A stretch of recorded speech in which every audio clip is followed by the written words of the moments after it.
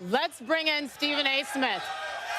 Kristaps Porzingis was the face of the New York Knicks franchise, and they traded Porzingis away, Stephen A. Why?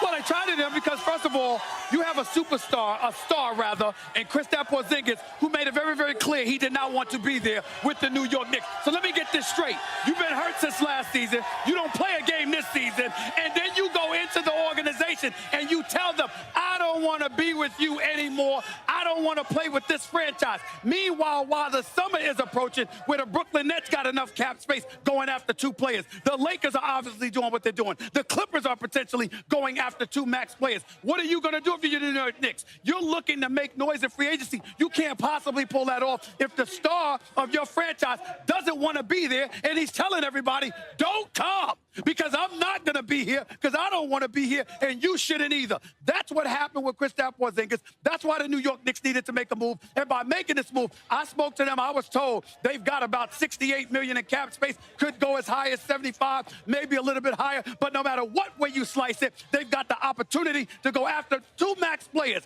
Last time I checked, Kevin Durant's going to be a free agent. Kyrie Irving is going to be a free agent. Regardless of what Kyrie Irving, his camp and him, in fairness to them, says he's happy in Boston. I'm hearing a different story. He wouldn't mind leaving. We know he wouldn't mind being in New York City. Things have gotten officially very, very interesting right now, and I'm loving it. There is a lot there. First of all, apparently this is the new way in the NBA. You say, I don't want to be somewhere, and you get your wish granted. He's gone. I mean, was this the best thing for New York? I think it was the best thing for New York because, again, he's not healthy and he's not playing, and you don't want to be there. If you talk about 3 strikes and you're out, get the hell up out of here. You don't want to be there. You ain't been playing. And by the way, you could potentially tell other people not to come to us while you're here. I can't knock the Knicks for making this move. I don't like the fact that a guy like that caliber wants out of New York. I think it says something, but in the end, it says a lot to them by willing to make this move because guess what? You weren't gone but so far anyway. You didn't know whether you were going to be able to get one guy. But the opportunity to get two, you're giving a free agent the opportunity to talk to another marquee free agent and say, excuse me, you want to go and roll together in the sport of basketball. You got two superstars.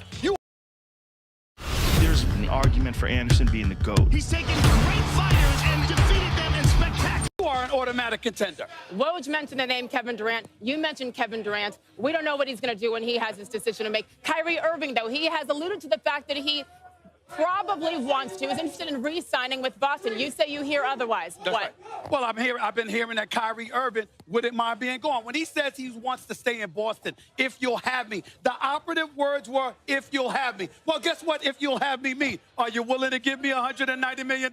I know Danny Ainge would be willing to do more than that for Anthony Davis, but is he willing to do it for a 6'1" point guard who is absolutely sensational in box office in my mind, but had questionable knee injuries in the past? Got a hip injury now. You're wondering about longevity with Kyrie Irving if you're Boston because of the crew that you have. But if you're the New York Knicks, I don't give a damn if he walked in front of you with crutches. If he says he can play next season, you got to take the chance because you've stunk for so long that you have to do something. So as it pertains to Kyrie Irving, they're doing the right. Of course, you want to put yourself in position to get him. And in the case of Kevin Durant, I think if Golden State loses a championship, then that's a different story. But if they win the championship and Kevin Durant gets his 3rd ring, I don't think it's beyond the realm of comprehension that he might decide to leave. And if you're New York, why not? Especially when Brooklyn is right on Atlantic Avenue saying we can attract marquee players too. You can't let that happen if you're the Knicks. Listen, we got 15 seconds left. Dallas now just outside the playoff picture. What does this do for them? They haven't been in the postseason in 2 years, haven't done much since they won it back in 2011. Their future looks bright. They haven't been out of the first round since they won a championship.